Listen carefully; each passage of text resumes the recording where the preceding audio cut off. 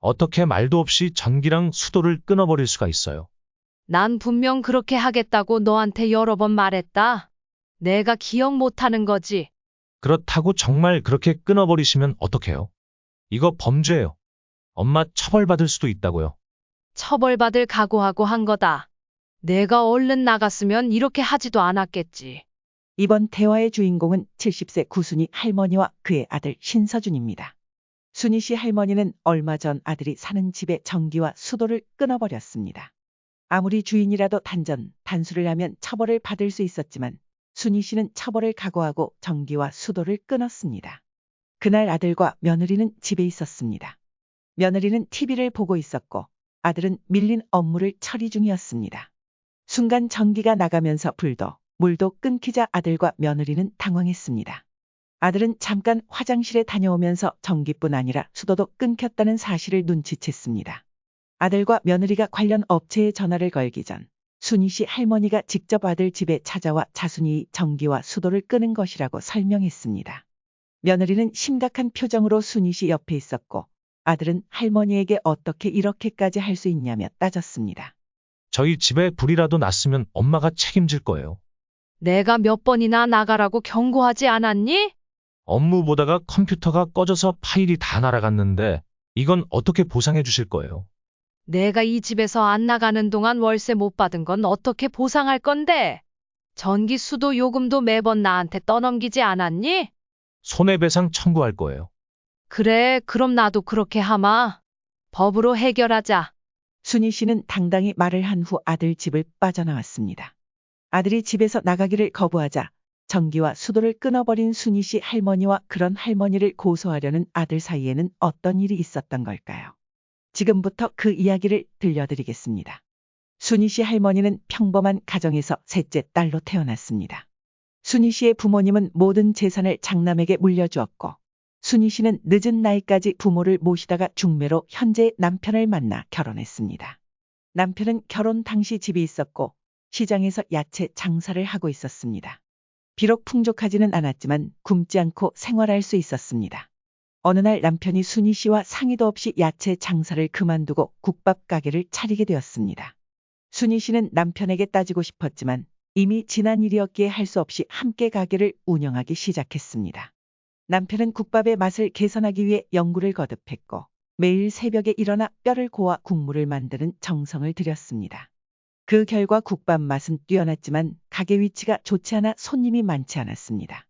남편과 순희 씨는 1년 내내 하루도 쉬지 않고 12시간씩 가게를 운영했지만 하루에 손님이 5명도 오지 않아 매번 적자가 났습니다. 순희 씨는 빚이 쌓이기 전에 그만두어야 하는 거 아니냐고 했지만 남편은 쉽게 포기하지 않았습니다. 이렇게 가게 초기에는 많은 고생을 해야 했고 남편은 스트레스 때문에 탈모까지 겪었습니다. 그러나 맛이 좋아 점차 입소문이 나기 시작하면서 단골 손님이 늘어났습니다. 국밥의 명성 덕분에 손님들이 증가했고 결국 남편과 순희 씨는 직원 1명을 고용해야 할 정도로 바빠졌습니다. 시간이 흘러 순희 씨와 남편은 운영하던 국밥집의 지점을 3곳까지 늘렸습니다. 더 확장할 수도 있었지만 3곳 이상의 가게를 관리하는 것이 벅찰 것 같아 확장을 멈추기로 했습니다. 그렇게 바쁘게 일하며 시간이 빠르게 흘러가 어느덧 순희 씨와 남편은 꽤 많은 돈을 벌 수 있었습니다. 가게가 안정되자 순희 씨와 남편은 아들 서준을 낳았습니다. 아들을 낳은 직후 순희 씨는 가정과 육아에 전념했습니다. 아들은 건강하게 자라주었고 아들이 학교에 입학한 후 순희 씨는 다시 남편의 가게를 돕기 시작했습니다. 그러던 중 어느 지점에서 직원 1명이 돈을 횡령하는 일이 발생했습니다. 당시에는 CCTV가 보편화되지 않아 직원에게 순위례를 맡기고 운영했지만 돈을 횡령당하자 남편은 카운터 관리를 가족에게 맡기기로 다짐하고 순희 씨와 친척들에게 도움을 요청했습니다. 아들 서준은 학교가 끝나면 항상 가게에 들러 부모와 함께 밥을 먹고 가게 한쪽에서 숙제를 하거나 책을 읽으며 기다렸습니다.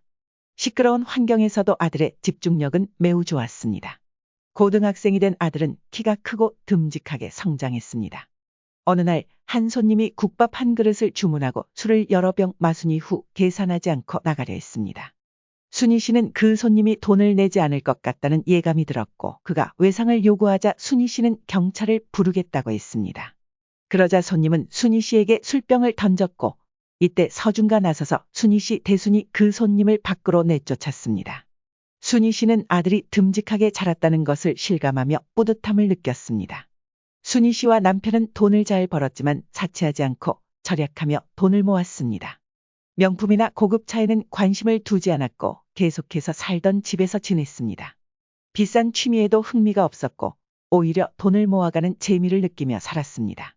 그러면서 아들은 성장에 취직을 하고 결혼할 나이가 되었고 여자친구를 집에 데려와 소개했습니다. 그러나 이때쯤 남편의 건강이 나빠져 집에서 쉬어야 했고 순희 씨가 대순이 가게를 운영하고 있었습니다. 순희 씨와 남편은 조만간 가게를 팔고 은퇴할 생각이었습니다.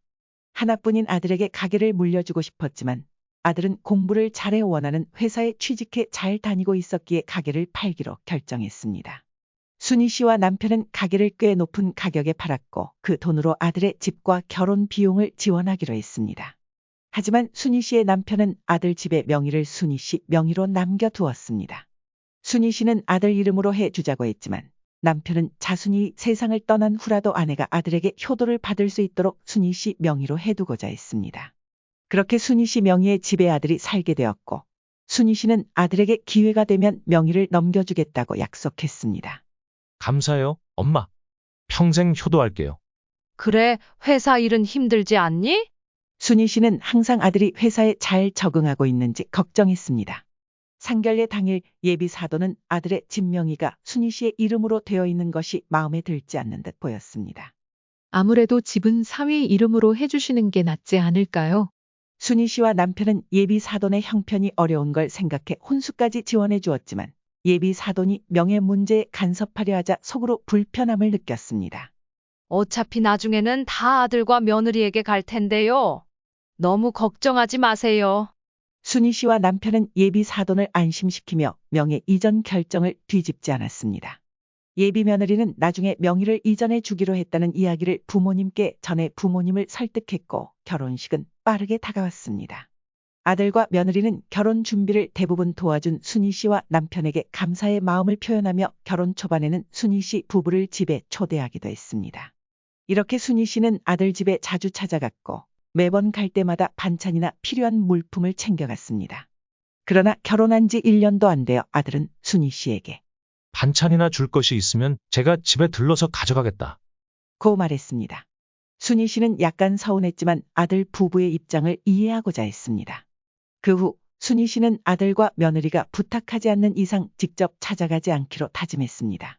지금처럼 애들이 부탁하지 않으면 굳이 해주지 않는 게 좋아요. 반찬을 가져다 줘도 잘 먹지도 않고 오히려 불편해하는 것 같더라고요. 순희 씨는 자식 둘을 결혼시킨 지인을 만나 조언을 들었습니다.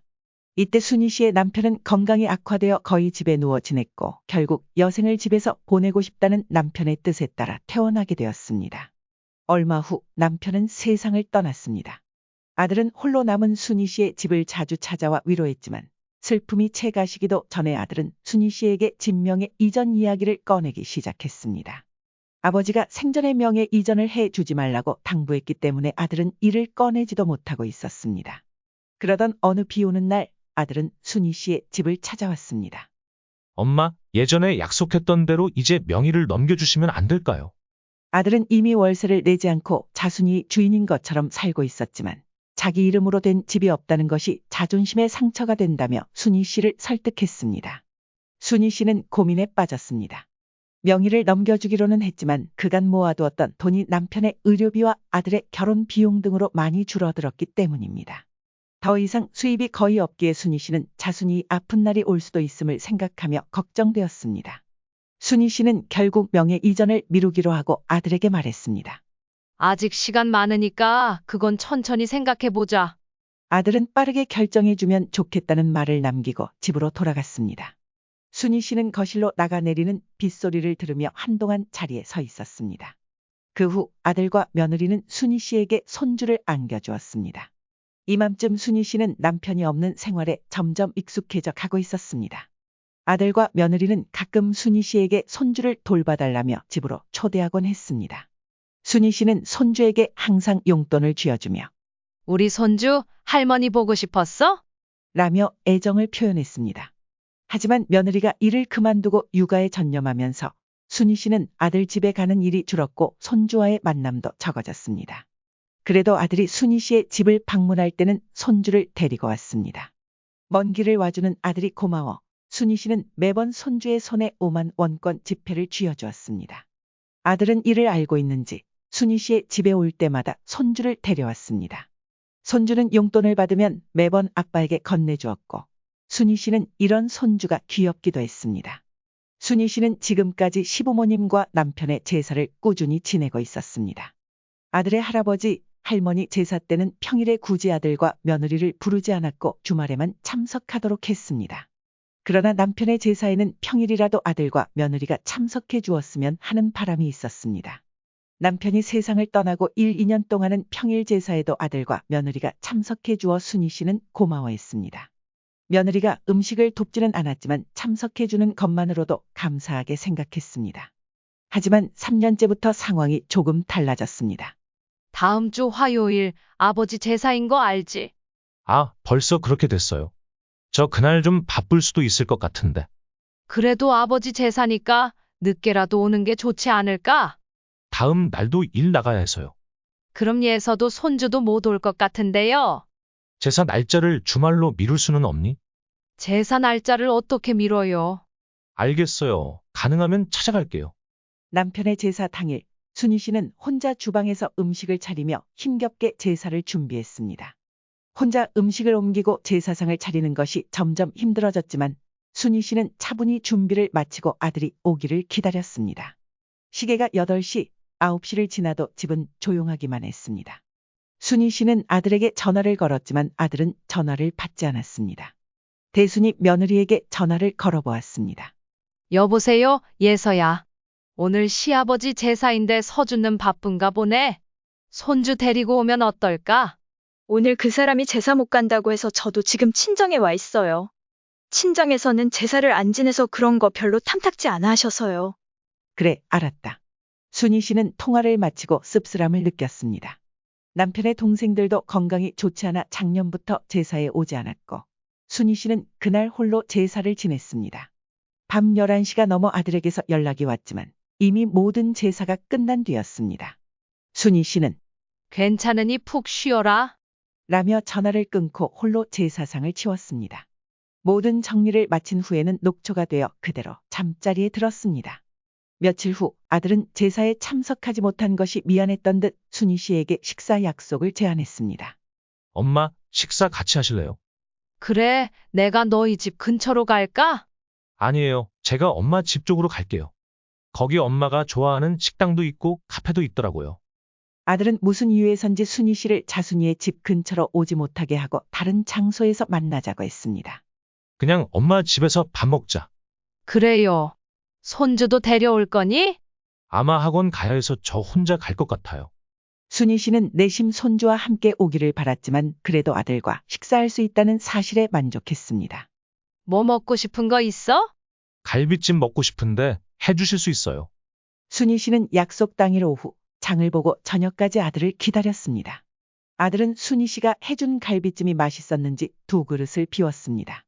식사가 끝난 뒤 아들은 다시 한번 진명의 이전에 대한 얘기를 꺼냈습니다. 순희 씨가 망설이자 이번에는 며느리 이야기를 꺼내기 시작했습니다.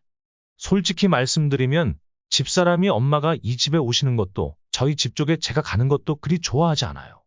아니, 아무리 그래도 그것 때문에 그렇게 행동하는 게 말이 돼? 명예 이전만 내주시면 저희가 집에 자주 초대해 드릴게요. 순희 씨는 아들이 무슨 의도로 그런 말을 하는지 모르겠지만 그 말이 왠지 협박처럼 느껴졌습니다. 원래는 아들에게 조만간 명의를 이전해줄 마음이 있었으나 아들과 며느리의 행동이 점점 순희 씨의 마음을 돌려놓고 있었습니다. 어느 날 순희 씨는 아들 집 근처에서 볼일을 보다가 며느리가 좋아할 만한 팔찌와 손주 옷을 사서 아들에게 연락했습니다. 지금 집에 있니? 아, 지금 저 밖에 나왔어요. 나 너희 집 근처인데 며느리랑 손주 주려고 뭐 좀 샀어. 집에 누구 있어? 아들은 다음에 만날 때 주시면 된다. 고 말하고는 전화를 끊었습니다. 하지만 순희 씨는 다음에 언제 만날지 모르는데 라는 생각이 들어 그대로 아들의 집으로 향했습니다. 순희 씨가 현관에 도착했을 때 며느리는 민낯으로 쓰레기를 버리러 나가던 중이었습니다. 평소 화장을 즐겨하던 며느리라 순희 씨는 한참 동안 며느리를 알아보지 못했습니다. 며느리는 순희 씨를 알아보고는 표정이 별로 좋지 않았지만 눈이 마주치자 마지못해 인사를 했습니다. 어머님, 어쩐 일이세요? 이 근처에서 볼일 보다가 너희 줄 것 있어서 왔어. 그러나 며느리는 순희 씨를 집 안으로 들이는 대순이 다음에 다 같이 찾아갈게요. 라는 말만 남기고 집으로 들어가 버렸습니다. 순희 씨는 무슨 말을 하기도 전에 문이 닫혔고 그대로 집으로 돌아갔습니다. 그 후 아들과 며느리는 전기, 수도, 가스 요금을 자주 밀리기 시작했습니다. 요금이 미납되자 순희 씨는 아들에게 연락했습니다. 너희 요금 제대로 안 내고 있니? 아, 저희 요즘 생활비가 좀 빠듯해서요. 엄마도 알다시피 집에서 돈을 저 혼자 벌잖아요. 그래서 그런데 당분간만 엄마가 요금 좀 내줄 수 있어요. 명예 이전하기 전까지만요. 그놈의 명예 이전이라는 생각에 순희 씨는 점점 명의를 넘겨주기가 싫어졌습니다. 순희 씨는 이번 달 요금만 대순이 내주겠다고 말하고 전화를 끊었지만 그 후에도 아들과 며느리는 요금을 내지 않았습니다.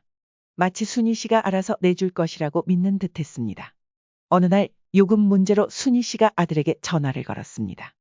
전화 너머로 들리는 소리가 시끄러웠고 배경 소리를 들으니 한국이 아닌 외국 같았습니다. 너희 어디 놀러 갔니? 아, 저희 장모님과 일본 여행 왔어요. 순희 씨는 아들의 말에 배순이감을 느꼈습니다. 엄마랑은 가까운 근교 여행도 안 가면서 안사돈이랑은 해외까지 가다니? 워낙 손주 돌봐주시니 것도 많고 해서요. 다음에 엄마도 모시고 올게요. 맨날 다음에 순희 씨는 더 이상 아들의 말을 믿지 않았습니다. 장모님이 혼자인지 오래돼서 많이 외로워하시거든요. 엄마는 옆에 아무도 없어도 괜찮니? 엄마도 혼자 된 지 얼마 안 됐잖아. 장모님은 10년 동안 혼자이시지만 알았어요, 엄마. 잘 다녀오겠습니다. 순희 씨는 아들과 며느리가 요금을 내지 않으면서도 여행 갈 여유가 있다는 사실에 허탈함을 느꼈습니다. 아들과 며느리는 생활비가 빠듯하다고 하면서도 공연을 자주 보러 다녔습니다. 이를 보며 순희 씨는 아들과 며느리가 생활비가 부족해서가 아니라 요금을 내지 않아도 된다고 생각하며 순희 씨에게 요금을 떠넘긴 것이었다는 사실을 깨달았습니다. 순희 씨는 그날 아들과의 전화를 끊고 텔레비전도 틀지 않은 채 집안의 적막함을 느꼈습니다. 방 한쪽에는 여전히 남편의 유품이 남아 있었고 순희 씨는 아직 남편의 방을 정리하지 못한 채 남편과 찍은 사진들을 바라보았습니다. 남편과 함께 여행을 많이 다니지 못했던 것이 한이 되었던 순희 씨는 남편이 생전의 명의를 아들에게 넘기지 말고 순희 씨에게 남겨두라고 당부한 말이 떠올랐습니다. 남편의 진심 어린 배려가 새삼 고마웠고 순희 씨는 그날 남편의 뜻대로 아들에게 명의를 넘기지 않기로 마음을 굳혔습니다. 여행을 다녀온 아들은 다시 한번 순희 씨에게 집 명의를 넘겨달라는 요청을 했습니다. 엄마, 이제 집을 넘겨주실 때 되지 않았어요. 집만 넘겨주시면 집사람도 엄마에게 더 잘할 거예요. 난 이제 생각이 바뀌었다. 너희가 어떻게 하는지 보고 결정하려고. 지금까지 봐서는 아직 멀었어. 갑자기 왜 이러세요? 엄마가 저한테 주기로 약속하셨잖아요. 넌 나한테 효도하겠다고 약속한 말은 까맣게 잊었니? 먼저 약속을 깬 건 너야. 아들은 더 할 말이 없는 듯 집으로 돌아갔습니다. 이후 아들과 며느리는 순희 씨를 점점 외면하기 시작했고 며느리는 제사에도 참석하지 않았습니다. 손주를 본 지도 오래되었습니다. 순희 씨의 집을 찾는 아들의 발길은 뜸해졌고 며느리는 월세나 관리비를 내지 않아도 되니 집이 자순이의 명의로 되지 않은 상태가 오히려 좋다는 듯 행동했습니다. 결국 순희 씨는 월세를 받기로 결심했습니다. 집이 자순이의 명의로 되어 있어 기초연금도 받지 못하고 수입 없이 지출만 늘어가는 상황에서 월세를 받는 것이 선택이 아닌 필수가 되었기 때문입니다.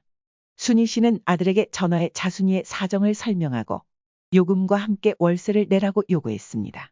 갑자기 월세를 내라고 하시면 어쩌자는 거예요? 아들은 마치 순희 씨의 사정은 자기와 무관한 듯 자순이 돈을 더 내야 한다는 사실만 걱정했습니다. 그러나 순희 씨는 결심이 확고했습니다. 하지만 아들과 며느리는 여전히 순희 씨의 말을 무시했습니다. 요금 납부도 제대로 하지 않으니 순희 씨는 더는 기다릴 수 없었습니다. 언니, 정말 너무하는 거 아니야? 계속 이렇게 나오면 전기랑 수도 다 끊어버리든가. 순희 씨는 이 말을 듣고 단전 단수에 대해 알아보기 시작했습니다.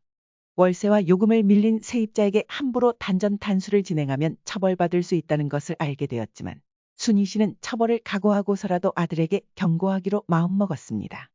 순희 씨는 아들에게 다음 주까지 요금과 월세를 내지 않으면 전기와 수도를 끊겠다. 고 경고했습니다. 그러나 아들과 며느리는 순희 씨의 말을 진지하게 받아들이지 않고 이후 전화도 받지 않은 채 무시했습니다. 결국 순희 씨는 아들 집의 전기와 수도를 끊어버렸습니다. 그날 며느리는 TV를 보고 있었고 아들은 밀린 업무를 처리 중이었습니다. 갑자기 전기가 나가자 아들의 컴퓨터가 꺼졌고 저장하지 못한 파일들이 모두 날아갔습니다. 화가 난 아들은 거실로 나왔고 며느리도 당황한 얼굴로 뒤따라왔습니다. 물이 나오지 않는 것을 이상하게 여긴 아들과 며느리는 관련 업체에 전화를 걸려 했습니다. 이때 순희 씨가 아들의 집에 도착해 벨을 눌렀습니다. 아들은 심각한 표정으로 문을 열었고 순희 씨는 아들을 보자마자 아무 말 없이 거실로 들어섰습니다. 며느리는 순희 씨를 보자마자 고개만 까딱하며 인사를 건넸고 순희 씨는 그 자리에서 자순이 직접 전기와 수도를 끊었다고 말했습니다. 아들은 진짜로 단전과 단수를 해버린 순희 씨를 노려보며 따졌습니다. 말도 없이 전기랑 수도를 끊어버릴 수가 있어요. 난 분명 그렇게 하겠다고 여러 번 말했다. 내가 기억을 못하는 거지. 그래도 정말 이렇게 하시면 어떡해요? 이거 범죄예요. 엄마, 처벌받을 수도 있다고요. 아들은 당장 경찰에 순이고라도 하겠다는 듯 했지만 순희 씨는 당당하게 맞섰습니다. 처벌받을 각오하고 한 거다. 내가 내 말을 들었으면 이렇게까지 하지 않았겠지. 저한테 이 집을 주순이 거나 다름없는데 이렇게 월세를 달라고 하시는 게 어디 있어요? 누가 그렇게 행동하래? 이제 내 마음이 바뀌었다. 내가 나가줬으면 좋겠어. 갑자기 나가라고요? 정말 손주가 앞으로 고생해도 괜찮으세요? 아들은 손주를 내세우며 순희 씨의 마음을 돌려보려 했지만 순희 씨는 흔들리지 않았습니다. 순희 씨는 차분히 말을 이어갔습니다. 손주 얘기로 협박해도 소용없어. 나는 이미 너한테 기회를 많이 줬다. 만약 집에 불이라도 났다면 엄마가 책임지셨어야 할 거예요. 업무 보던 중 컴퓨터가 꺼져서 파일도 다 날아갔는데 그건 어떻게 보상해 주실 건데요? 내가 이 집에서 나가지 않아 월세 못 받은 건 어떻게 보상할 건데? 전기, 수도 요금도 매번 엄마한테 떠넘기지 않았니?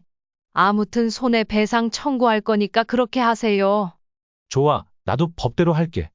해결하자고. 아들과 며느리는 이제 손주를 가지고 순희 씨를 협박하기 시작했습니다. 그러나 순희 씨는 이미 각오를 한 터라 개의치 않았습니다. 그리고 한 달 안에 집에서 나가지 않으면 소송까지 하겠다고 경고했습니다. 아들과 며느리는 결국 순희 씨가 단전 단수를 해버리자 진짜 소송까지 걸 것 같아 부랴부랴 순희 씨에게 찾아와 다시 한번 봐달라고 사정했습니다. 순희 씨는 소송을 걸 여력이 없었지만 아들과 며느리의 태도가 달라진 것을 보고 그럴듯하게 연기를 하며 그들을 압박했습니다. 며칠 후 아들과 며느리는 순희 씨의 집을 찾아와 밀린 요금을 모두 납부하고 앞으로는 자순이들이 요금을 잘 내겠다고 말했습니다. 그건 당연한 거고, 월세는 어떻게 할 거니? 줄래? 아니면 그냥 나갈래? 엄마도 아시잖아요. 형편이 어렵습니다. 월세 좀 싸게 해주시면 안 될까요? 순희 씨는 비굴해진 아들과 며느리의 모습을 보며 내심속이 후련했지만 표정은 다시 심각하게 고쳐 잡았습니다. 며느리도 이제 아이가 어린이집에 들어갔으니 아르바이트라도 하면 되잖아. 무슨 핑계를 대는 거야? 며느리는 그저 고개를 떨군 채 아무 말도 하지 못했습니다. 결국 순희 씨는 시세 그대로의 월세를 요구했습니다. 대순이 보증금은 받지 않기로 했습니다. 하지만 너희가 나한테 조금이라도 소홀하면 보증금까지 요구할지도 몰라. 정말 꼭 이렇게까지 남처럼 대해야 하나요? 날 남처럼 대한 건 너희가 먼저야. 난 너희가 나에게 해준 만큼만 너희에게 돌려줄 거다. 순희 씨는 단호했습니다.